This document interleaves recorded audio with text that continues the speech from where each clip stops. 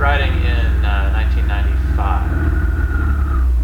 My mom said I couldn't until I was 40, and I took a safety class anyway, and she seemed okay with it. I think she admitted later she wasn't, but I was out of town.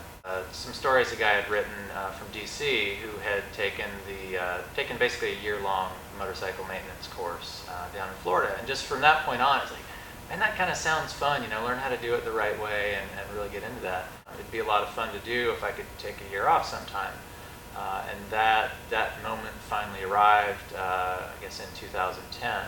There's still a lot of debugging and it's similar to computer programming in that usually you're starting with an existing system. Of course, motorcycle you always are. And there's something wrong with it, and you got to figure out what. And it may take an hour to get in far enough to figure out, yes, this is the problem. It's usually a little more clear with a motorcycle what the fix is going to be, where with computer programming, you're more than likely sort of doing something new each time.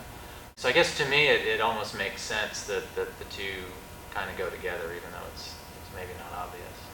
Sometimes it's nice to go really quickly and say, oh yeah, your chain is stretched and your sprockets are bad, and we're going to replace those, and hey, let's check out the brakes and your tires while we're at it. So that's just kind of the relaxing side of it. Well, we got to do this today, and probably nothing's going to go wrong, and we'll know everything's right when we're done.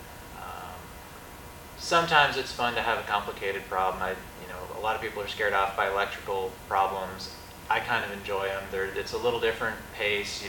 You don't get quite as dirty. You probably won't cut your fingers as much, but yeah, there's a little more kind of mapping out where things might go and where things might go wrong, and imagining what's going to be in there. So those are kind of fun too.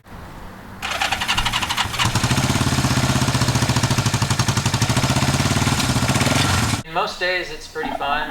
We get to talk about motorcycles and fix things, and most of the people coming in are kind of into it too. And my first 4 bikes were all Kawasaki. So I guess to me it's like these guys who make heavy equipment also make motorcycles and who knows what else. So I've always kind of liked Kawasaki just because they're fairly simple, they're usually cheap, they generally are reliable, and they'll make one bike for 20 years with no changes.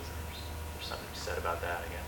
I think back to my first job in mechanical engineering, and I actually wore a tie every day to work, and I still don't know why, but I was supposed to. And half the time I'd hang out in the mechanical lab with my tie tucked into my shirt, so it didn't get caught in any equipment. But yeah, no, I don't miss wearing.